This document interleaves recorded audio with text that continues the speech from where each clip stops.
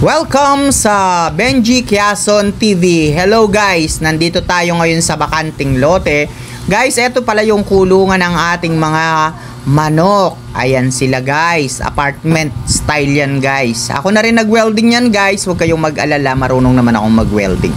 Okay guys, dito ngayon ayan yung ating kulungan, may kanya-kanyang cage yan, 4x4 ang size niyan. Dito sa kabila, ayan, mayroon pa tayong ginagawang kulungan. Piniprepare natin yan para dun sa mga IG natin.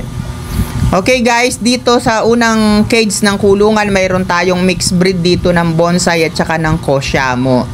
Dito sa kabila, mayroon tayong serama bonsai. Okay, cute din kasi yan, tapos sobrang guri-ringgit. O dito, mayroon tayo dito mga sisiw ng dumpo, mga 2 months old, tapos mayroon tayong 3 months old, may 5 months old, may kasamang isang pabo. Mga dumpo yan guys. So, yan, future breeder natin yung mga yan.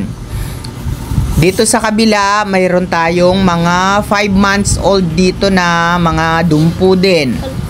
Ayan, parehong babae yan guys. Gawin nating breeder yan. Soon to be breeder. Okay. Dito ngayon, ito yung ating binatilyo na 7 months old. Hindi ko siya masyadong tinataas yung patuka. Dito sa kabila, mayroon tayong tanaka dito na breeder na yan mga yan guys.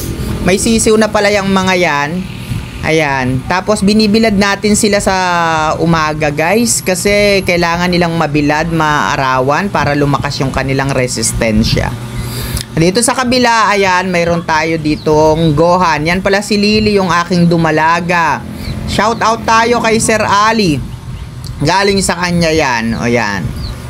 Ayan, si Gray, galing kay Sir Jasper yan. Hiniram natin. O, yan, may sisiw na tayo. Mayroon tayong 3 tanaka dyan. Isang sisiw ng gansa. At saka sisiw ng asil na manok natin. Okay, kanya-kanyang breed yan. Isang pirasong gansa guys. Ayan lang na pesa. Sad to say.